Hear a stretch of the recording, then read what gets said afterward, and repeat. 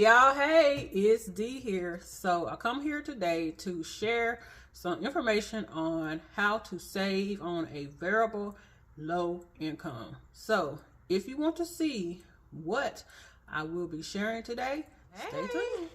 Okay, so first of all, let me get into a little bit of background. I have been working with a variable income since 2020. Before then, I was a salary employee, but in 2020, I did become self-employed, and ever since then, I have been working with a variable income that is also low. Now, this took quite a bit of adjustment for me because I've always knew what I was going to get paid each paycheck, and it rarely changed, so I was able to do my budgets in advance and budget my money.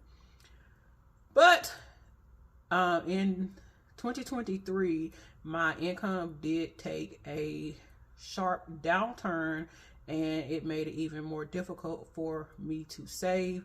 So today I will be sharing some tips that I used in the past and will be using in the future to help me save money even with a low income. In this video, I will be going over some background of what I spent in 2023 on my sinking funds. I will link the video up above where I went into detail of the information and what have you. So I will do a slight recap, and then we'll see how I am going to go into 2024 trying to still save when I can.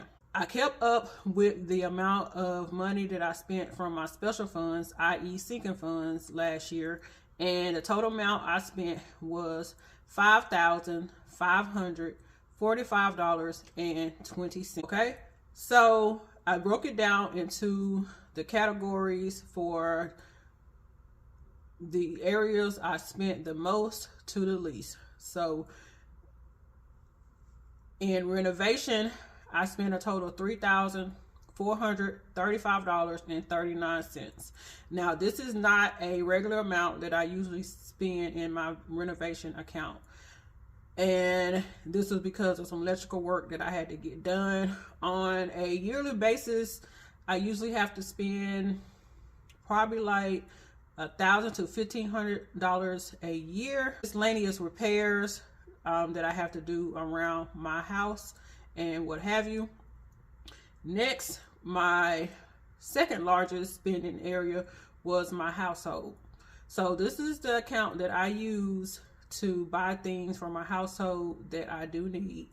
And before I experienced my sharp decline in income, I would cash flow these expenses, but since I had the special fund set up, I started using it to help me take care of my household expenses. So I spent a total of $881.36 from my household account.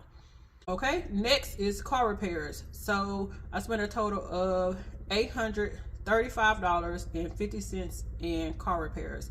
Now, I usually don't spend this much also in car repairs, but for some reason I was running into nails in my tire situations a couple times last year, and my car is getting a little bit older, so I did have to do a couple of minor repairs.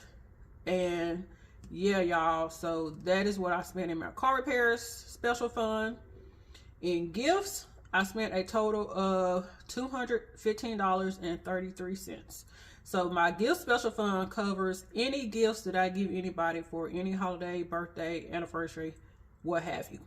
Now, this amount right here is low, and I know it's low, and this is because I choose to use my credit card rewards to pay for Christmas. So I save my credit card rewards all year, and I use that to help pay for Christmas. I also use Amazon gift cards that I earned from various apps to help me pay for Christmas. So the bulk of this $215 was for birthdays. The bulk of it was for birthdays. Most of this was not Christmas. So yeah, the next account, and this is one of my newer special funds, which is my Treat Yourself account. In that account, I spent a total of $98.92. Now, this was basically to buy a couple of things that I wanted. I do not really shop for myself on a regular basis, but these are things that I really wanted. And for the year, I spent under $100, and I am glad I did treat myself, and I'm glad that I did create this account so I can, you know, look after myself and do a little bit of self-care. Next account is PTO. Now, PTO is paid time off. As I stated before, I am self-employed, so I had to use a total of $59 for one of my budget closeouts to help me bridge the gap of the income that I did not earn, so I could pay all of my bills for that month. Lastly is taxes. So I do have an estimated taxes account, and I use this to pay any taxes that I may owe the IRS or the state, and I use a total of $20 from that account. So all of these expenses right here add up to this $5,545.20. So with me looking at all of these expenses, what does that tell me? This tells me in 2024, I need to make sure that I prioritize my renovations, household, car repairs, and gifts accounts. So what I've done, I have sat down and set a limit for each one of my special funds. And as of today, I have a total of 12 special funds. So I did have a few accounts that I did not have to use, thankfully. The unused funds that I did not have to use in 2023.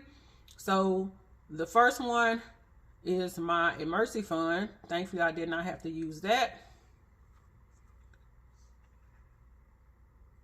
The next one is my general fund. Now, this is the fund I want to go to before I have to hit my emergency fund. My vehicle fund, and this is a fund I have to save up for a new vehicle because my car is getting older and I would like to have a nice down payment or pay cash for a car here in the future, no time soon. Medical, I did cash flow a couple of co-pays, so yeah, I did not have any medical expenses that I used from my special fund account. Vacation, I will not be going on vacation anytime soon, so I did not use that account. As I stated, to help me get more organized in 2024, I set goals for each one of my 12 special funds. So once I reach that goal, I will stop putting money towards that fund.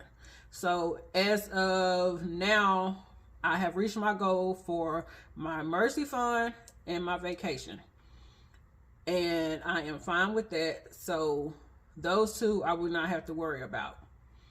One of the things that helps me be able to save money on a variable and low income is to limit the number of funds.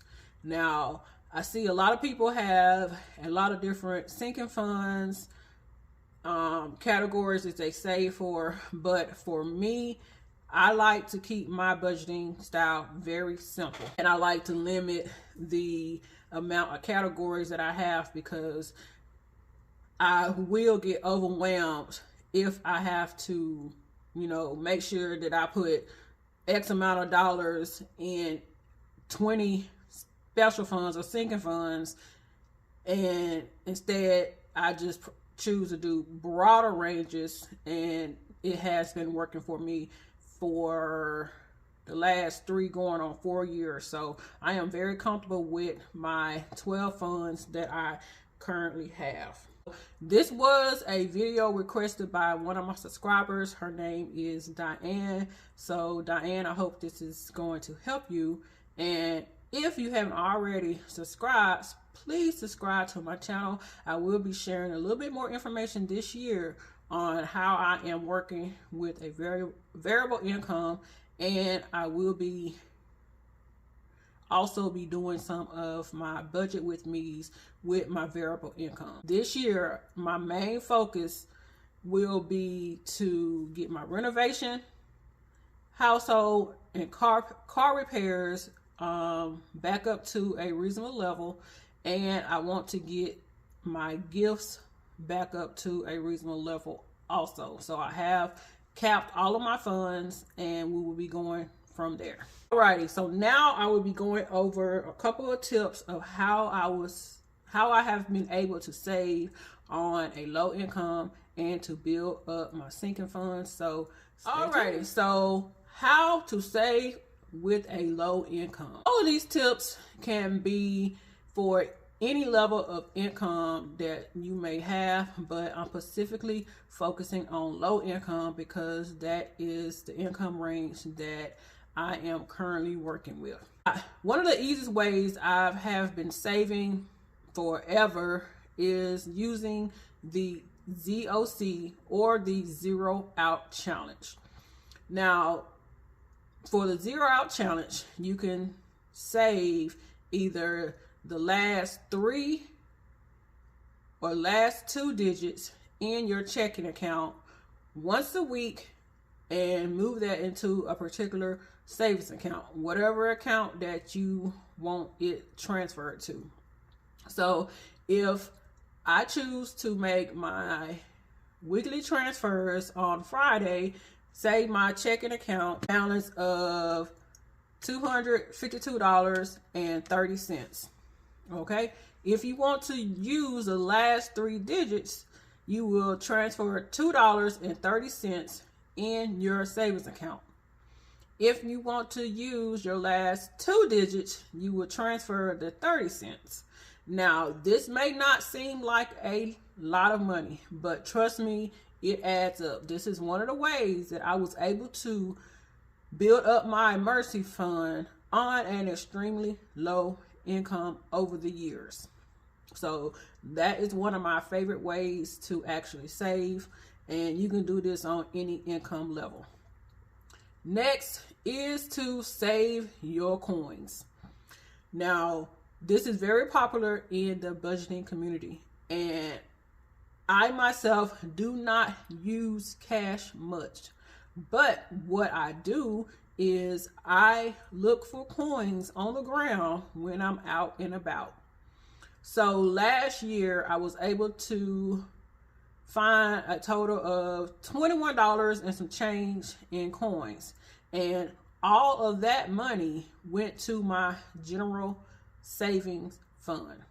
So save your coins, and set up like a goal of which account that you want all of these different savings to go to. If you are focused on one account, just send all of these saving tips to that account and build it up as you can.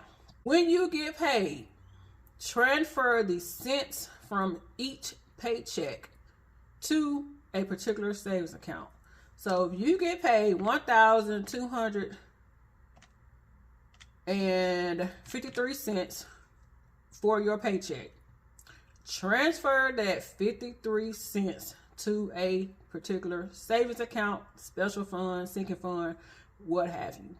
I did this when I was working in the corporate world, and this really helped me set money aside for also my emergency fund. So I built up my emergency fund over, I think it took about 10 years to get me to a comfortable level, and I did all of this on a low income. If you have any extra funds, and this can be from various different areas, transfer those funds to your goals. So one of the ways that I gave my savings accounts a nice boost was during tax season. So I never spent my tax refund, and if I did, it was a very small amount. The bulk of my tax refunds went to my saving goals. And also, during tax season, I am a professional tax preparer, so I use some of that money to pay off debt, and the remainder of that money went to savings. Alrighty. One thing that I share on my channel often is earning extra money with apps. So do various apps to earn extra money. I earn extra money via actual cash and gift cards. I will link up above the video showing how much money I earned with apps in the year of 2023. Surprise, I will say that it was over $1,000. Could you use an extra $1,000? Go watch that video. These apps are very easily used, and you take surveys, you scan receipts, you shop at different websites if you're going to be shopping anyway. And yeah, y'all, use these apps to make extra money. And in the gift cards, now this is how I was telling you before, I use the gift cards to help pay for gifts for other people and to buy me stuff that I wanted that I didn't have within my budget. And I use the actual cash to go towards savings or to pay down debt, whichever was my goal that month or what have you. Alrighty. Next, if you get a raise, save that raise. So say you got a raise at the beginning of the year, instead of making this, you got a raise and that was an extra, let's say $25 a paycheck. So instead of using that $25, move that $25 to one of your savings accounts. You was already living off of what you was previously making, and save that extra $25. This is one of the main ways that I was able to build my emergency fund. I still lived on the original money that I was making prior to the raise, and I did this for several years, and it really helped. So you might have to, make some sacrifices as you're trying to save and build up your funds, but those sacrifices will help. Trust me. Next, do a bare bones budget. Now, this is probably one of the hardest things to do, and I know. So I've been doing a bare bones budget pretty much for the last, say, about 2 years. And what this means is I only budget for my 4 walls. So I currently don't give myself any spending money. I don't give myself any eating out money. I don't have any subscriptions. And I just monitor what I spend my money on. So if it's not related to taking care of my house and making sure I have food in the house and gas in my vehicle, it's pretty much not in the budget. I do want something for myself. I use the gift cards that I earn with these apps, and I usually use Amazon gift card to buy certain things that I want. So I'm not totally depriving myself, but I am being diligent in how I spend my money. Now, I know this might not be ideal for most people, but if you are currently working with a low income, you are going to have to make sacrifices, period. So if you want to get out of that cycle of living paycheck to paycheck, you're going to have to make some sacrifices. Save your rollover money from budgets or cash envelopes. And what do I mean by this? So what I'm talking about is, for me, I don't use cash envelopes because if I have cash, it flows through my hand. But I think 2-3 times before I actually use my debit or my credit card. So say I budgeted a total of $150 for groceries, and I only spent $140.52.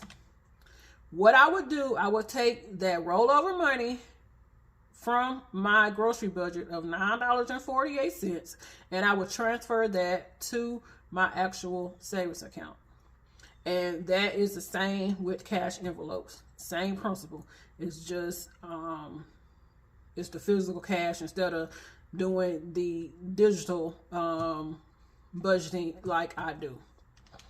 So those are the ways I have been able to save on a low income. And I am so glad that over the years I made sacrifices to make sure I saved for my different special funds. For the last year or so, I have been partially living off of my special funds.